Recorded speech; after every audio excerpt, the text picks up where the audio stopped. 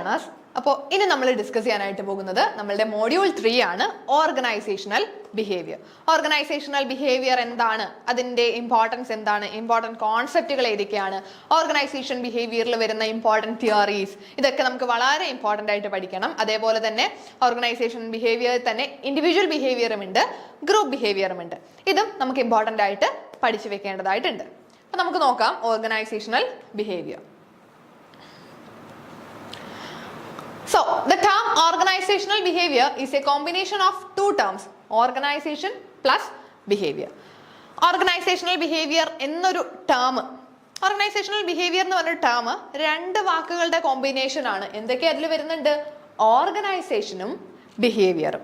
Organisation plus behaviour, അതാണ് organisational behaviour എന്ന് പറയുന്നത്. So OB is mainly concerned with that characteristics of human behavior which is significant for organizational performance.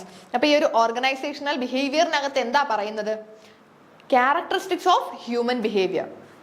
എങ്ങനെയുള്ള human behaviour ആണ് significant four organisational performance? ഒരു ഓർഗനൈസേഷന്റെ main element എന്ന് പറയുന്നത് അവിടുത്തെ വർക്കേഴ്സ്, അവിടെ ജോലി ചെയ്യുന്നവരാണ്.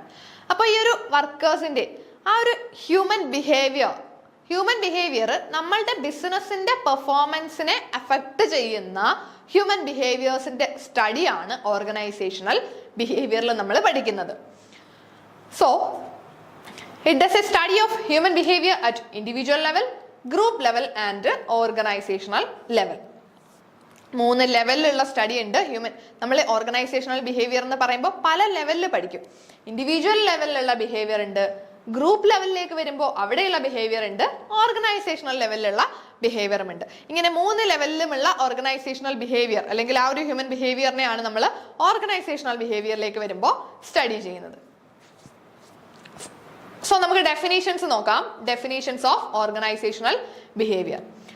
സോ നമ്മൾ എല്ലായ്പ്പോഴും ഡെഫിനേഷൻസ് പഠിക്കുന്നത് പോലെ ഓർഗനൈസേഷണൽ ബിഹേവിയറിനും ഉണ്ട് കുറച്ച് definitions.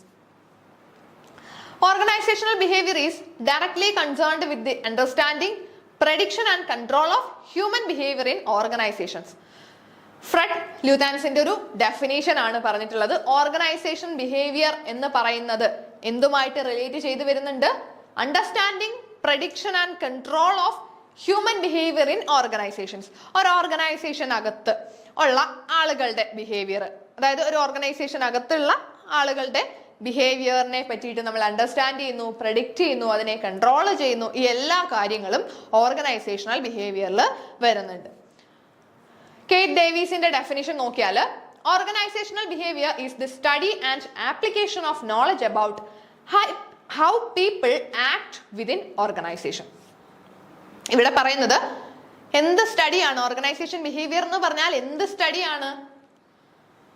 How people act within organization. ഒരു ഓർഗനൈസേഷനിൽ ആളുകൾ എങ്ങനെ വർക്ക് ചെയ്യുന്നു, അല്ലെങ്കിൽ വർക്ക് മാത്രമല്ല അവരെങ്ങനെ ആക്ട് ചെയ്യുന്നു, ഒരു ഓർഗനൈസേഷൻ അകത്ത് ആളുകൾ എങ്ങനെ ബിഹേവ് ചെയ്യുന്നു എന്നതിനെ പറ്റിയിട്ടുള്ള സ്റ്റഡിയാണ് ഓർഗനൈസേഷണൽ ബിഹേവിയർ എന്ന് പറഞ്ഞിട്ടുണ്ട്. ഓക്കെ, ഇവിടെ കുറച്ചധികം ഡെഫിനേഷൻസ് നിങ്ങൾക്ക് കാണാം. Organizational behaviour is the study and application of knowledge about how people as individuals and as groups act within organization. It strives to identify ways in which people can act more efficiently and effectively. Then Stephen P റോബിൻസിന്റെ definition നോക്കിയാൽ organizational behaviour as a field of study that investigate the impact that individual, group and structure have on behavior within organization for the purpose of applying such knowledge toward improving an organizational effectiveness. Okay, ഇവിടെ കുറച്ചധികം definitions ഉണ്ട്. ഈ definitions ഒക്കെ നിങ്ങൾ ഒന്ന് വായിച്ചു വെച്ചേക്കുക. നമുക്ക് എല്ലാ കാര്യങ്ങളും പറയുന്ന കോൺസെപ്റ്റ് സെയിം ആണ്. ഇനി after concluding the definitions, it can be said that the organizational behavior cover all 3 areas of human behavior in the organization. ഇപ്പൊ നമ്മൾ പറഞ്ഞു ഈ ഡെഫിനേഷൻസിൽ നിന്നെല്ലാം നമുക്ക് മനസ്സിലാകുന്നത് എന്താണ്? ഓർഗനൈസേഷൻ ബിഹേവിയർ എന്ന് പറയുന്നത് ഹ്യൂമൻ ബിഹേവിയറിന്റെ 3 ഏരിയാസിനെ കവർ ചെയ്യുന്നുണ്ട്. ഇൻഡിവിജ്വൽ ലെവലിലുള്ള ബിഹേവിയർ ഉണ്ട്, ഗ്രൂപ്പ് ലെവലിലുള്ള ബിഹേവിയർ ഉണ്ട്, ഓർഗനൈസേഷൻ ലെവലിലുള്ള ബിഹേവിയറും ഉണ്ട്. ഈ 3 ലെവലിലുമുള്ള ഹ്യൂമൻ ബിഹേവിയറിനെ പറ്റിയിട്ട് സ്റ്റഡി ചെയ്യുന്നതാണ് ഓർഗനൈസേഷണൽ ബിഹേവിയർ എന്ന് പറയുന്നത്. സോ നമുക്ക് ഓർഗനൈസേഷണൽ ബിഹേവിയറിന്റെ കുറച്ച് ഫീച്ചേഴ്സ് നോക്കാം. ഫസ്റ്റ് പറയുന്നത് a field of study and not a discipline. Organizational ബിഹേവിയറിൽ കുറച്ചധികം ഫീച്ചേഴ്സ് പറയുന്നുണ്ട്. ഈ ഫീച്ചേഴ്സ് നിങ്ങളൊന്ന് അറിഞ്ഞിരിക്കുക, കുറച്ച് ഇമ്പോർട്ടന്റ് ആയിട്ട് തന്നെ പഠിച്ചു വെച്ചേക്കുക. സോ ഫീച്ചേഴ്സിൽ ഫസ്റ്റ് വൺ ആണ് a field of study and not a discipline. എന്തുകൊണ്ടാണ് organizational behaviour is a field of study not a discipline എന്ന് പറയാൻ കാരണം? നമുക്ക് നോക്കാം. It can be considered as a separate area of study and not a discipline, as a discipline is an accepted science with a theoretical establishment which is taken as the base for research and analysis. ഇവിടെ പറയുന്നത് organisational behaviour ഒരു separate area of study ആണ്, ഒരു discipline അല്ല. ഒരു discipline അല്ല എന്ന് പറയാൻ കാരണം എന്താണ്? ഡിസിപ്ലിൻ എന്ന് പറഞ്ഞാൽ ഒരു അക്സെപ്റ്റഡ് സയൻസ് ആണ്. ഒരു ഡിസിപ്ലിൻ എന്ന് പറഞ്ഞാൽ ഒരു അക്സെപ്റ്റഡ് സയൻസ് ആണ്. അവിടെ തിയറിറ്റിക്കൽ എസ്റ്റാബ്ലിഷ്മെന്റ്സ് ഉണ്ട്. അപ്പോൾ ഇങ്ങനെ ഒരു അക്സെപ്റ്റഡ് സയൻസ് ആയിട്ട് നമ്മൾ ഓർഗനൈസേഷൻ ബിഹേവിയർ എടുക്കുന്നില്ല, ഒരു സെപ്പറേറ്റ് ഏരിയ ഓഫ് സ്റ്റഡി ആയിട്ടാണ് പഠിക്കുന്നത്. അതുകൊണ്ടാണ് it is a field of study and not a discipline എന്ന് പറയാൻ കാരണം. So organisation behaviour, because of its recent emergence and interdisciplinary alignment, cannot be accepted as a science. Therefore, it is realistic to call it a field of study rather than a discipline. ഒരു science എന്ന് പറയുന്നതിനെക്കാട്ടിലും കൂടുതലായിട്ടൊരു field of study എന്ന് പറയുന്നതായിരിക്കും കുറച്ചുകൂടി better എന്നാണ് നമ്മളുടെ first ഫീച്ചറിൽ പറയുന്നത്. Next പറഞ്ഞിട്ടുണ്ട് it's A multi disciplinary approach. Organisation behaviour ഒരു മൾട്ടി ഡിസിപ്ലിനറി അപ്രോച്ച് ആകാനുള്ള കാരണം എന്താണ്? ഓർഗനൈസേഷൻ ബിഹേവിയറിനകത്ത് തന്നെ പല ഡിസിപ്ലിൻസ് വരുന്നുണ്ട്. പല ഡിസിപ്ലിൻസ് എന്ന് പറഞ്ഞാൽ പല ഏരിയാസ് ഇവിടെ വരുന്നുണ്ട്. ഇപ്പൊ നമുക്കറിയാം സൈക്കോളജി, ആന്ത്രോപോളജി, പൊളിറ്റിക്കൽ സയൻസ്, ഇതെല്ലാം ഓർഗനൈസേഷൻ ബിഹേവിയറിൽ വരുന്നതാണ്. സോ അതൊരു മൾട്ടി ഡിസിപ്ലിനറി അപ്രോച്ച് ആണ്. പല ഡിസിപ്ലിനിൽ നിന്നുമുള്ള കാര്യങ്ങൾ ഓർഗനൈസേഷൻ ബിഹേവിയറിൽ അടങ്ങിയിട്ടുണ്ട്. So it is A combination of various disciplines. Multi disciplinary ആണെന്ന് പറയുമ്പോൾ പല ഡിസിപ്ലിനുകളുടെ ഒരു കോമ്പിനേഷൻ ആയിട്ട് ഓർഗനൈസേഷൻ ബിഹേവിയറിനെ പറയുന്നുണ്ട്. So the contribution of psychology, anthropology and political science is very valuable in the existing position of organization behavior. Next one ആണ് it's an applied discipline. നമ്മൾ നേരത്തെ പറഞ്ഞു അതൊരു സെപ്പറേറ്റ് ഏരിയ ഓഫ് സ്റ്റഡി ആണെന്ന് പറഞ്ഞു. ഇവിടെ പറയുന്നുണ്ട് ഓർഗനൈസേഷൻ ബിഹേവിയർ എന്ന് പറയുന്നത് ഒരു അപ്ലൈഡ് ഡിസിപ്ലിൻ ആണ്. എന്തുകൊണ്ടാണ് ഇതൊരു അപ്ലൈഡ് ഡിസിപ്ലിൻ ആയിട്ട് പറയാൻ കാരണം? It makes use of application of various researches in order to solve the organizational problems which are related to human behavior. Applied discipline ആണ്. കാരണം ഇവിടെ നമ്മൾ ആപ്ലിക്കേഷൻ ലെവലിലാണ് ചിന്തിക്കേണ്ടത്. എങ്ങനെയാണ് ആപ്ലിക്കേഷൻ ലെവലിൽ ചിന്തിക്കുക? application of various research in order to solve the organizational problem. നമ്മൾ ഓർഗനൈസേഷൻ ബിഹേവിയറിലേക്ക് വരുമ്പോൾ ഒരു ഓർഗനൈസേഷനകത്തുള്ള പ്രോബ്ലംസ് സോൾവ് ചെയ്യണമെങ്കിൽ ഇപ്പോൾ ഹ്യൂമൻ ബിഹേവിയറുമായിട്ട് റിലേറ്റ് ചെയ്ത് ആളുകളുടെ ബിഹേവിയർ വെച്ചിട്ട് ഒരു ഓർഗനൈസേഷനിൽ പല പ്രോബ്ലംസ് ഉണ്ടാകാം. ഈ പ്രോബ്ലംസ് സോൾവ് ചെയ്യാൻ നമ്മൾ എന്ത് ചെയ്യാറുണ്ട്? റിസർച്ചുകൾ നടത്തും. ഹ്യൂമൻ ബിഹേവിയറിനെ പറ്റിയിട്ട് പല റിസർച്ചുകൾ നടത്താറുണ്ട്. സോ അതുകൊണ്ട് തന്നെ ഇതൊരു അപ്ലൈഡ് ഡിസിപ്ലിൻ ആണെന്ന് പറയാം. ആപ്ലിക്കേഷൻ ഓഫ് വേരിയസ് റിസർച്ചസ്, പല റിസർച്ചുകൾ നമ്മൾ നടത്തിയിട്ട് അവിടുന്ന് കിട്ടുന്ന സ്റ്റഡി, ആ ഒരു സ്റ്റഡിയുടെ ബേസിൽ നമ്മളൊരു മോഡലോ അങ്ങനെ എന്തെങ്കിലും ഒരു സൊല്യൂഷൻ അതിന് കണ്ടുപിടിക്കും. ആ സൊല്യൂഷൻ ആയിരിക്കും നമ്മൾ അവിടേക്ക് ആപ്ലിക്കബിൾ ആയിട്ട് കൊടുക്കുന്നത്. സോ ഈ ഒരു ആപ്ലിക്കബിൾ അല്ലെങ്കിൽ അപ്ലൈഡ് ഡിസിപ്ലിൻ ആണ് എന്ന് പറയാൻ കാരണം ഹ്യൂമൻ ബിഹേവിയറുമായിട്ട് റിലേറ്റ് ചെയ്ത് ഒരു ഓർഗനൈസേഷനകത്ത് വരുന്ന പ്രോബ്ലംസിന് സൊല്യൂഷൻ കിട്ടണമെങ്കിൽ അവിടെ നമ്മളൊരു റിസർച്ച് നടത്തിയിരിക്കണം അല്ലെ? ആ ഹ്യൂമൻ ബിഹേവിയറിനെ പറ്റി ഒരു ഇൻഡെപ്ത് ആയിട്ടുള്ള ഒരു റിസർച്ച് നടത്തി ആ ഒരു റിസർച്ചിൽ നിന്ന് മാത്രമേ നമുക്കൊരു സൊല്യൂഷനിലേക്ക് എത്തിച്ചേരാനായിട്ട് പറ്റുന്നുള്ളൂ. So there is regular research work regarding the employees' perception, attitude, personality, learning, etc. നമുക്കറിയാം ഓർഗനൈസേഷൻ ബിഹേവിയറിലേക്ക് വരുമ്പോൾ റെഗുലർ റിസർച്ചുകൾ നടക്കും. എവിടേക്കാണ് റിസർച്ച് നടക്കുന്നത്? Employee perception, employee attitude, personality, learning, ഇതിനെപ്പറ്റി എല്ലാം റിസർച്ച് ചെയ്യണം. എന്നാൽ മാത്രമേ ഓരോ എംപ്ലോയീസിന്റെയും ബിഹേവിയർ നമുക്ക് സ്റ്റഡി ചെയ്യാനായിട്ട് പറ്റുള്ളൂ. Next one, it focus on organisational objectives. എന്തുകൊണ്ടാണ് ഓർഗനൈസേഷണൽ ഓബ്ജക്റ്റീവിൽ ഫോക്കസ് കൊടുക്കുന്നത്? An organization has various objectives and sometimes there rise a situation when organizational objectives are conflicting with the individual objective. അപ്പോൾ നമുക്കറിയാം ഒരു ഓർഗനൈസേഷനകത്ത് ഓർഗനൈസേഷനും കുറച്ച് ഒബ്ജക്റ്റീവ് ഉണ്ട്, ഇൻഡിവിജ്വൽസിനും കുറച്ച് ഒബ്ജക്റ്റീവ് ഉണ്ട് അല്ലെ. ഇൻഡിവിജ്വൽ ഒബ്ജക്റ്റീവും ഉണ്ട്, ഓർഗനൈസേഷണൽ ഒബ്ജക്റ്റീവും ഉണ്ട്. So the organisation behaviour tries to combine both type of objectives so that both can be achieved at the same time through the application of various behavioral approach.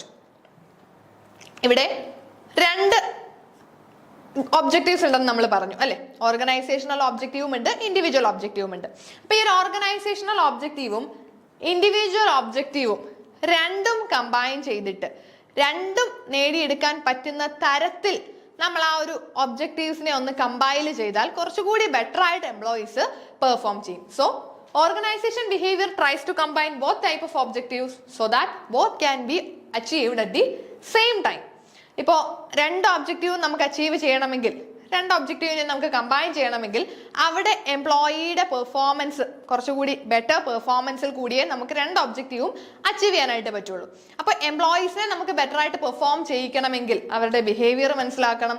Employee behaviour, അതായത് organisational ഒബ്ജക്റ്റീവിനോടുള്ള അവരുടെ ബിഹേവിയറും അവരുടെ സ്വന്തം individual ഒബ്ജക്റ്റീവിനോടുള്ള ബിഹേവിയറും, രണ്ട് ബിഹേവിയറും മനസ്സിലാക്കിയിട്ട് വേണം നമ്മൾ ആ തരത്തിൽ ആ ഒരു രണ്ട് ഒബ്ജക്റ്റീവ്സിനെയും കമ്പൈൽ ചെയ്യിക്കാനായിട്ട്. നെക്സ്റ്റ് വൺ ആണ് subject to change. Organisation behaviour എന്ന് പറഞ്ഞാൽ എപ്പോഴും ചേഞ്ച് ചെയ്തുകൊണ്ടേയിരിക്കും. എന്തുകൊണ്ടാണ് ഓർഗനൈസേഷൻ ബിഹേവിയർ എപ്പോഴും ചേഞ്ച് ചെയ്യുന്നത്? നമുക്കറിയാം, it is subject to change as human behaviour keeps on changing. ഇപ്പൊ നമ്മുടെ ആണെങ്കിലും മൈൻഡ് എപ്പോഴും മാറിക്കൊണ്ടേയിരിക്കും. എപ്പോഴും ഒരേ സ്റ്റേറ്റ് ഓഫ് മൈൻഡിലായിരിക്കുമോ ആളുകൾ ഉള്ളത്? അല്ല, ആളുകളുടെ മെന്റാലിറ്റി ഇങ്ങനെ ചേഞ്ച് ചെയ്തുകൊണ്ടേയിരിക്കും. അതുകൊണ്ട് തന്നെ subject to change, organisation behaviour എപ്പോഴും ഇങ്ങനെ ചേഞ്ച് ചെയ്തുകൊണ്ടേയിരിക്കും. So therefore new techniques to behave with the people have to be discovered so that the anticipated results can be achieved. ഇപ്പോ നമ്മൾ ആളുകളുമായിട്ട് ബിഹേവ് ചെയ്യാനുള്ള പുതിയ ടെക്നിക്കുകൾ നമ്മൾ കണ്ടുപിടിക്കേണ്ടതായിട്ട് വരും. ഇപ്പോൾ ഒരു ലീഡർ അല്ലെങ്കിൽ ഒരു ഓർഗനൈസേഷനിലെ മാനേജർ അവിടുത്തെ എംപ്ലോയീസിനോട് ബിഹേവ് ചെയ്യുമ്പോൾ എല്ലായ്പ്പോഴും ഒരേ തരത്തിൽ ബിഹേവ് ചെയ്യുമ്പോൾ ചില സമയത്ത് എംപ്ലോയീസിന്റെ മൈൻഡിൽ മാറ്റങ്ങൾ വരും. എംപ്ലോയീസിന്റെ മൈൻഡിൽ മാറ്റം വരുമ്പോൾ ഈ പറഞ്ഞിരിക്കുന്ന ലീഡേഴ്സിന്റെ ബിഹേവിയർ ചിലപ്പോൾ അവർക്ക് എല്ലായ്പ്പോഴും ഇഷ്ടപ്പെടണമെന്നില്ല. അപ്പോൾ എംപ്ലോയീസിന്റെ ഇഷ്ടം അനുസരിച്ച് അല്ലെങ്കിൽ എംപ്ലോയീസിനെ പ്രോപ്പറായിട്ട് വർക്ക് ചെയ്യിക്കാൻ ലീഡേഴ്സ് അവരുടെ ബിഹേവിയർ ഇങ്ങനെ മാറ്റിക്കൊണ്ടേ ഇരിക്കേണ്ടതായിട്ട് വരുന്നുണ്ട്. Then concerned with performance. Organisation behaviour is concerned with performance. എന്തുകൊണ്ടാണ്? Organization behavior helps in providing answers to various performance related questions. എപ്പോഴും ബിസിനസിന്റെ പെർഫോമൻസുമായിട്ട് റിലേറ്റ് ചെയ്താണ് ഓർഗനൈസേഷൻ ബിഹേവിയർ വരുന്നത്. നമ്മുടെ ഓർഗനൈസേഷനിലുള്ള ഹ്യൂമൻ റിസോഴ്സുകളുടെ ബിഹേവിയർ പോലെ ഇരിക്കും ആ ഓർഗനൈസേഷന്റെ പെർഫോമൻസ്. സോ ഇവിടെ കുറച്ച് ക്വസ്റ്റ്യൻസ് ഉണ്ട്. Why the performance of an individual is high or low? എന്തുകൊണ്ടാണ് ഒരു ഇൻഡിവിജ്വലിന്റെ പെർഫോമൻസ് ഇത്രയും കുറഞ്ഞു പോയത്? അയാളുടെ ബിഹേവിയറിൽ ഉണ്ടാകുന്ന മാറ്റങ്ങൾ. സോ ആ ഒരു ബിഹേവിയർ നമുക്ക് സ്റ്റഡി ചെയ്യാം.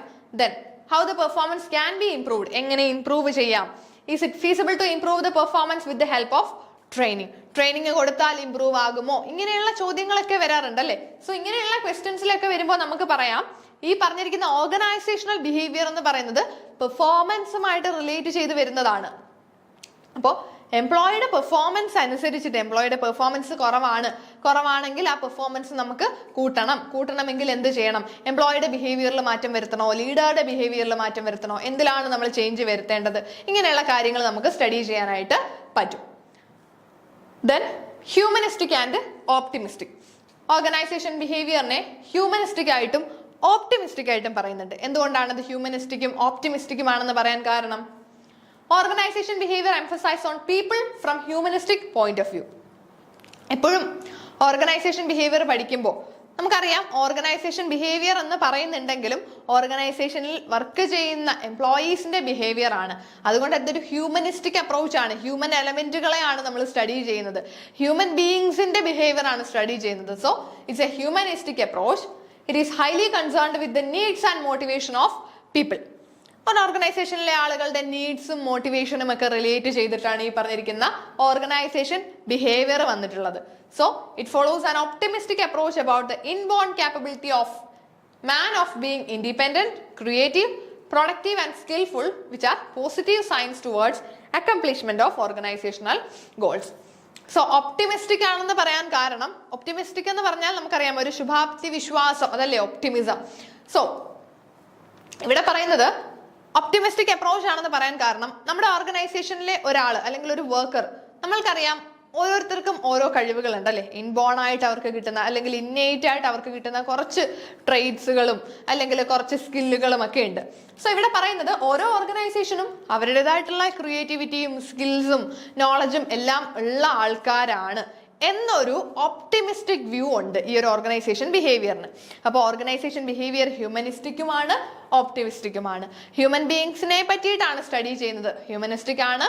ഹ്യൂമൻ ബീയിങ്സിന്, ഈ പറയുന്ന വർക്കേഴ്സിന് അല്ലെങ്കിൽ ഒരു ഓർഗനൈസേഷനിൽ ജോലി ചെയ്യുന്ന എംപ്ലോയീസിന് അവർക്ക് ഏതൊരാൾക്കും ഉള്ളതുപോലെ ഇന്നേറ്റ് ആയിട്ട് വരുന്ന കുറച്ച് എബിലിറ്റീസ് അവർക്ക് ഉണ്ട്, അവർക്ക് കുറച്ച് സ്കില്ലുകൾ ഉണ്ട്, അല്ലെങ്കിൽ നമ്മുടെ ബിസിനസിന്റെ ഗോളുകൾ അച്ചീവ് ചെയ്യാൻ പറ്റിയിട്ടുള്ള സ്കില്ലുകളും അതിനുള്ള കഴിവും അതിനുള്ള ക്രിയേറ്റിവിറ്റിയും ഒക്കെ ഹ്യൂമൻ ബീയിങ്സിന് ഉണ്ട്, നമ്മുടെ വർക്കേഴ്സിന് ഉണ്ട് എന്നൊരു ഒപ്റ്റിമിസ്റ്റിക് അപ്രോച്ച് അല്ലെങ്കിൽ ഒപ്റ്റിമിസ്റ്റിക് വ്യൂവും നമ്മളുടെ ഓർഗനൈസേഷൻ ബിഹേവിയറിൽ വരുന്നുണ്ട്.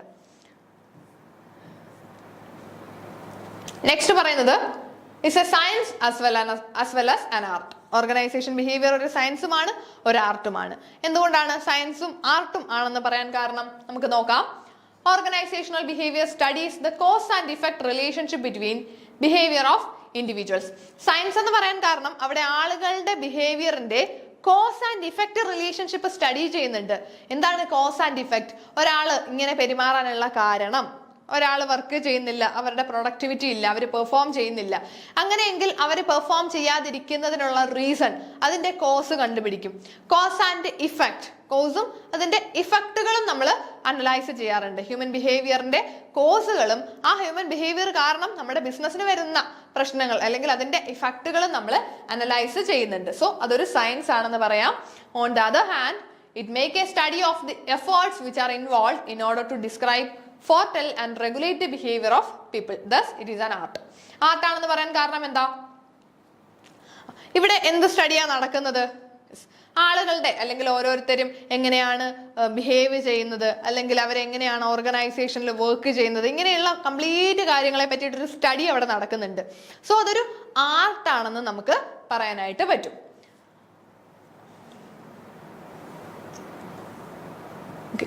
ഇനി നമുക്ക് നോക്കാം ഓർഗനൈസേഷൻ ബിഹേവിയർ പ്ലാറ്റ്ഫോംസ്. ഇവിടെ ജസ്റ്റ് നമ്മളൊന്ന് മനസ്സിലാക്കി വെച്ചിരിക്കേണ്ടത് മാത്രമേ ഉള്ളൂ. ഓർഗനൈസേഷൻ ബിഹേവിയർ രണ്ട് ലെവലിലും നമുക്ക് പഠിക്കാം. ഒരു ഓർഗനൈസേഷനിൽ മൈക്രോ ലെവലിലും പഠിക്കാം, മാക്രോ ലെവലിലും പഠിക്കാനായിട്ട് പറ്റും. മൈക്രോ ലെവൽ എന്ന് പറഞ്ഞാൽ deals with individuals and groups. ഒരു ഇൻഡിവിജ്വലിന്റെ മാത്രം ബിഹേവിയർ അല്ലെങ്കിൽ ഒരു ഗ്രൂപ്പ് ബിഹേവിയർ, ഒരു ഗ്രൂപ്പ് ഓഫ് ഇൻഡിവിജ്വൽസിന്റെ ബിഹേവിയർ ഇങ്ങനെ സ്റ്റഡി ചെയ്യുകയാണെങ്കിൽ അത് മൈക്രോ ലെവലായിരിക്കും. ഇനി മാക്രോ ലെവലിലേക്ക് വരുമ്പോൾ ഒരു ഓർഗനൈസേഷനെ തന്നെ നമ്മൾ കംപ്ലീറ്റ്ലി ഒരു ഓർഗനൈസേഷനെ ഓവറോൾ ആയിട്ടുള്ള ഓർഗനൈസേഷൻ ബിഹേവിയറിനെ പറ്റിയുള്ള സ്റ്റഡി ആണെങ്കിൽ അത് മാക്രോ സ്റ്റഡിയിലേക്ക് വരും. ജസ്റ്റ് ഒന്ന് അറിഞ്ഞിരിക്കുക. ഇനി application of organization behaviour in management. Organizational behaviour മാനേജ്മെന്റിലേക്ക് വരുമ്പോൾ എന്താണ് ഓർഗനൈസേഷൻ ബിഹേവിയറിനുള്ള ഇമ്പോർട്ടൻസ്, അല്ലെങ്കിൽ ഓർഗനൈസേഷണൽ ബിഹേവിയർ കൊണ്ട് മാനേജ്മെന്റിന് എന്തൊക്കെ ബെനിഫിറ്റുകൾ ഉണ്ട്, മാനേജ്മെന്റിൽ എവിടെയൊക്കെ അപ്ലൈ ചെയ്യാനായിട്ട് പറ്റും, അതാണ് നമ്മൾ നെക്സ്റ്റ് നോക്കുന്നത്. ഇതും നിങ്ങൾ ഒന്ന് അറിഞ്ഞിരിക്കുക. സോ ഫസ്റ്റ് വൺ ആണ് റെസ്പോണ്ടിങ് ടു ഗ്ലോബലൈസേഷൻ. ഗ്ലോബലൈസേഷൻ എന്ന് പറഞ്ഞാൽ നമുക്കറിയാം നമ്മളുടെ എക്കണോമി അല്ലെങ്കിൽ നമ്മളുടെ ഈ പറഞ്ഞിരിക്കുന്ന ബിസിനസ്സുകളെല്ലാം ഇങ്ങനെ വളർന്നുകൊണ്ടിരിക്കുകയാണ് അല്ലെ. ഗ്ലോബൽ മാർക്കറ്റ്സിലേക്ക് പോയിക്കൊണ്ടിരിക്കുകയാണ്, ഇന്റർനാഷണൽ ലെവലിലേക്ക് ബിസിനസ്സുകൾ ഉയർന്നു വന്നുകൊണ്ടിരിക്കുകയാണ്. So trapping new marketplace, new technology or reducing cost through specialization or cheap labor are few of the different reasons that motivate organizations to become global. നമുക്കറിയാം ഓർഗനൈസേഷൻ ഗ്ലോബൽ ലെവലിലേക്ക് വരാനുള്ള കാരണങ്ങളാണ് പറയുന്നത്. ഇപ്പം കോസ്റ്റ്, നമുക്കൊരു പരിധിവരെ കോസ്റ്റ് കുറയ്ക്കാം, അല്ലെങ്കിൽ ന്യൂ ടെക്നോളജീസ്, നമുക്ക് പുതിയ ടെക്നോളജീസ് കിട്ടുന്നുണ്ട്, ഒരു വലിയ കസ്റ്റമർ ബേസ് കിട്ടുന്നുണ്ട്, അല്ലെങ്കിൽ ചീപ്പ് ലേബേഴ്സ്, ഇതെല്ലാം നമ്മളുടെ ഗ്ലോബലൈസേഷനിലേക്ക് അല്ലെങ്കിൽ നമ്മളുടെ വേൾഡ് എക്കണോമിയിലേക്ക് ബിസിനസ്സുകൾ പോകുന്നതിന്റെ കാരണങ്ങളാണ് പറയുന്നത്. സോ ഈ ഗ്ലോബലൈസേഷനോട് റെസ്പോണ്ട് ചെയ്യണമെങ്കിൽ ഈ തരത്തിലൊരു ഇന്റർനാഷണൽ ലെവലിലേക്ക് ബിസിനസ്സുകൾ പോകുമ്പോൾ അവിടെയും നമ്മൾ ഓർഗനൈസേഷൻ ബിഹേവിയറിന് വലിയൊരു ഇമ്പോർട്ടൻസ് ഉണ്ട് അല്ലേ. നമ്മുടെ ഓർഗനൈസേഷൻ ബിഹേവിയറിനെ പറ്റിയിട്ട് നമ്മളൊരു സ്റ്റഡി നടത്തിയിരിക്കണം. ഓർഗനൈസേഷൻ ബിഹേവിയറിനെ പറ്റിയിട്ട് കൃത്യമായിട്ട് നമ്മൾ മനസ്സിലാക്കിയിട്ടായിരിക്കും ബിസിനസ്സുകൾ ഗ്ലോബൽ ലെവലിലേക്ക് പോകുന്നത്. നെക്സ്റ്റ് ആണ് managing work force diversity. So work force diversity എന്ന് പറഞ്ഞാൽ എന്താ? നമുക്കറിയാം, ഒരു ഓർഗനൈസേഷനിൽ പല പല ആൾക്കാർ കാണും അല്ലെ, പല ജോലിക്കാർ കാണും, പല കൾച്ചറിൽ നിന്ന് വരുന്നവർ കാണും, അല്ലെങ്കിൽ പല സ്ഥലങ്ങളിൽ നിന്ന് വരുന്നവർ കാണും. ഇപ്പൊ ഇതെല്ലാം diverse workforce. Normally multinational കമ്പനീസിലൊക്കെ ഡൈവേഴ്സ് ആയിട്ടുള്ള വർക്ക് ഫോഴ്സുകൾ കാണും. So managers will need to shift their philosophy from treating everyone alike to recognizing differences and responding to those differences in ways that will ensure employee retention and greater productivity, while at the same time not discrimination. ഇപ്പൊ നമ്മൾ പറഞ്ഞു work force diversity. നമ്മുടെ ഓർഗനൈസേഷനിലെ work force പല diversified ആയിട്ടുള്ള situations അല്ലെങ്കിൽ ബാക്ക്ഗ്രൗണ്ട്സിൽ നിന്ന് വരുന്ന ആളുകൾ ഒരു ഓർഗനൈസേഷനിൽ ജോലി ചെയ്യുന്നുണ്ട്. അപ്പൊ ഈ ഡൈവേഴ്സ് ബാക്ക്ഗ്രൗണ്ട്സിൽ നിന്ന് വരുന്നവരെ എല്ലാവരെയും ഒരേപോലെ കണ്ടാൽ ശരിയാകുമോ? ഇവരോടെല്ലാം ഒരേ ബിഹേവിയർ നിന്ന് കഴിഞ്ഞാൽ, അല്ലെങ്കിൽ ഇവരെയൊക്കെ ഒരുപോലെ കാണുകയാണെങ്കിൽ അവിടെ ഒരു പ്രശ്നം വരും. കാരണം പല കൾച്ചറാണ്, പല ബാക്ക്ഗ്രൗണ്ട് ആണ്, അല്ലെങ്കിൽ അവർക്ക് പല സ്ഥലങ്ങൾ, പല ജോഗ്രാഫിക്കൽ ലൊക്കേഷൻസിൽ നിന്ന് വരുന്നവരാണ്, പല വാല്യൂസ്, ബിലീവ്സ്, കൾച്ചേഴ്സ്, നോംസ് ഇതെല്ലാം ഡിഫറെൻ്റ് ആയിരിക്കും എംപ്ലോയീസിൻ്റെ. അപ്പം അങ്ങനെയുള്ള എംപ്ലോയീസിനോട് അവരുടെ ബാക്ക്ഗ്രൗണ്ട് അനുസരിച്ച് അല്ലെങ്കിൽ അവരുടെ കൾച്ചർ അനുസരിച്ചിട്ട് നമ്മൾ ഒരു ഡിഫറൻസ് കൊടുത്തിട്ട് വേണം പെരുമാറാൻ. അതായത് എല്ലാവരെയും ഒരേപോലെ നമ്മൾ കൺസിഡർ ചെയ്യാതെ, അല്ലെങ്കിൽ എല്ലാവരോടും ഒരേ ബിഹേവിയർ വെക്കാതെ, അവരുടെ ആ ഒരു ഡൈവേഴ്സിറ്റി നമ്മൾ കീപ്പ് ചെയ്തുകൊണ്ട് വേണം അവരെ മുന്നോട്ട് കൊണ്ടുപോകാനായിട്ട്. അപ്പോൾ ഓർഗനൈസേഷണൽ ബിഹേവിയറിലേക്ക് വരുമ്പോൾ അവിടുത്തെ മാനേജർ എങ്ങനെ വേണം അവരോട് ബിഹേവ് ചെയ്യാൻ? അവരുടെ ആ ഒരു കൾച്ചറൽ ഡിഫറൻസുകളെ കൂടി മാനിച്ചുകൊണ്ട് വേണം നമ്മൾ ഓരോ എംപ്ലോയീസിനെയും ട്രീറ്റ് ചെയ്യേണ്ടത്. എന്നാൽ അവിടെ ഒരു കാര്യം കൂടി പറയുന്നുണ്ട്, ensuring at the same time not discrimination. ആ സമയത്ത് ഡിസ്ക്രിമിനേഷൻ ഉണ്ടാകാൻ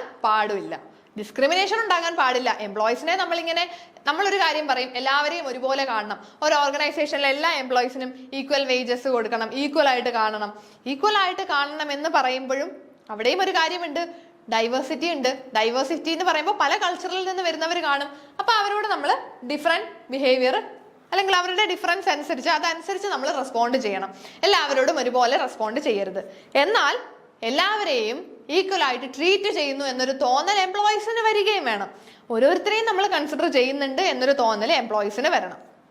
അപ്പോൾ പലരെയും പല രീതിയിൽ കാണണം എന്ന് പറയുമ്പോൾ ഡിസ്ക്രിമിനേറ്റ് ചെയ്യരുത്. അതായത് ഒരാൾക്ക് കൂടുതൽ സാലറി കൊടുക്കുക, മറ്റേയാൾക്ക് കുറഞ്ഞ സാലറി കൊടുക്കുക, രണ്ടാളും ചെയ്യുന്ന ഒരേ ജോലി, അല്ലെങ്കിൽ ഒരാൾക്ക് നല്ല വർക്കിംഗ് കണ്ടീഷൻ കൊടുക്കുക, ഒരാൾക്ക് ഒട്ടും നല്ലൊരു വർക്ക് ക്ലൈമറ്റ് കൊടുക്കാതിരിക്കുക. ഇങ്ങനെയുള്ള ഡിസ്ക്രിമിനേഷൻസ് അല്ല ഇവിടെ ഉദ്ദേശിക്കുന്നത്. ഡിസ്ക്രിമിനേഷൻ അല്ല, എംപ്ലോയീസിന്റെ ആ ഡൈവേഴ്സിറ്റി കീപ്പ് ചെയ്യുക, അത്രയേ ഉള്ളൂ. അല്ലാതെ ഡിസ്ക്രിമിനേറ്റ് ചെയ്യാനായിട്ട് പാടില്ല. ഓക്കെ, നെക്സ്റ്റ് വൺ ആണ് ഇംപ്രൂവിങ് ക്വാളിറ്റി ആൻഡ് പ്രൊഡക്ടിവിറ്റി. നമ്മളുടെ ബിസിനസിന്റെ ക്വാളിറ്റിയും പ്രൊഡക്ടിവിറ്റിയും ഒക്കെ ഇംപ്രൂവ് ചെയ്യണമെങ്കിൽ നമുക്കറിയാം എന്ത് വേണം? യെസ്, ഓർഗനൈസേഷൻ ബിഹേവിയർ അത്യാവശ്യമായിട്ടുണ്ട്. സോ ഇംപ്രൂവിങ് ക്വാളിറ്റി ആൻഡ് പ്രൊഡക്ടിവിറ്റിയിലേക്ക് വരുമ്പോൾ നമുക്ക് രണ്ട് കാര്യങ്ങളുണ്ട്, ടോട്ടൽ ക്വാളിറ്റി മാനേജ്മെന്റും റീ എഞ്ചിനീയറിംഗും. നമുക്കറിയാം എന്താണ് ടോട്ടൽ ക്വാളിറ്റി മാനേജ്മെന്റ് എന്ന് പറഞ്ഞാൽ? It's a philosophy of management that is driven by the constant attainment of customer satisfaction through continuous improvement of all organizational objectives. Total quality management എന്ന് പറഞ്ഞാൽ ഇവിടെ പറയുന്നത് കണ്ടിന്യൂസ് ഇംപ്രൂവ്മെന്റിനെ പറ്റിയിട്ടാണ്. അതായത് കസ്റ്റമർ സാറ്റിസ്ഫാക്ഷൻ, കസ്റ്റമേഴ്സിനെ നന്നായിട്ട് അല്ലെങ്കിൽ കസ്റ്റമേഴ്സിനും ടോട്ടൽ സാറ്റിസ്ഫാക്ഷൻ കിട്ടണം. എങ്ങനെയാണ്? Through continuous improvement of all organisational process. നമ്മുടെ ബിസിനസിന്റെ ഓർഗനൈസേഷണൽ പ്രോസസ്സുകളെല്ലാം കണ്ടിന്യൂസ് ആയിട്ട് ഇംപ്രൂവ് ചെയ്തുകൊണ്ട് കസ്റ്റമേഴ്സിന്റെ സാറ്റിസ്ഫാക്ഷൻ ഇൻക്രീസ് ചെയ്യിക്കുക. കസ്റ്റമർ സാറ്റിസ്ഫാക്ഷൻ ഇൻക്രീസ് ചെയ്യാൻ നമുക്ക് എന്തൊക്കെ ചെയ്യാമെന്ന് പറയുന്നുണ്ട്? Intense focus on customers, concern for continuous improvement, improvement in quality of everything the organization does, accurate measurement, empowerment of employees. ഇതെല്ലാം നമ്മുടെ ടോട്ടൽ ക്വാളിറ്റി മാനേജ്മെന്റിനെ ഹെൽപ്പ് ചെയ്യുന്ന കുറച്ച് ഫാക്ടേഴ്സ് ആണ്. നെക്സ്റ്റ് വൺ ആണ് re engineering. Re engineering reconsiders how work should be done and the organization structured if they were being created from the scratch. ഒരു organisation ഇനി ഒന്നേന്ന് മുതൽ തുടങ്ങുവാണെങ്കിൽ അവിടെ വർക്കും അല്ലെങ്കിൽ അവരുടെ വർക്ക് അല്ലെങ്കിൽ ഓർഗനൈസേഷൻ ബിഹേവിയർ എല്ലാം ഒന്ന് നമ്മൾ അനലൈസ് ചെയ്ത് ഒന്നേന്ന് പറഞ്ഞ് നമ്മൾ അതിനെ ഒന്ന് ഡിസൈൻ ചെയ്ത് വെക്കുന്നതാണ് റീ എഞ്ചിനീയറിംഗ് എന്ന് പറയുന്നത്. സോ ഇവിടെ എന്താ ചെയ്യുന്നത്? ഈ task managers to reconsider the how work would be done and their organization structured if they were starting over. ഈ ഒരു ബിസിനസ് ആദ്യം തൊട്ട് വീണ്ടും അവർ തുടങ്ങുകയാണെങ്കിൽ എങ്ങനെയാണ് വർക്കുകൾ ചെയ്ത് തീർക്കേണ്ടത്, ഓർഗനൈസേഷൻ എങ്ങനെ സ്ട്രക്ചർ ചെയ്യണം, ഓർഗനൈസേഷൻ ബിഹേവിയർ എങ്ങനെയൊക്കെ വേണം, ഇങ്ങനെയുള്ള കാര്യങ്ങളെ നമ്മൾ തീരുമാനിക്കുന്നതാണ് ഈ ഒരു റീ എഞ്ചിനീയറിംഗിൽ കൂടി ചെയ്യുന്നത്.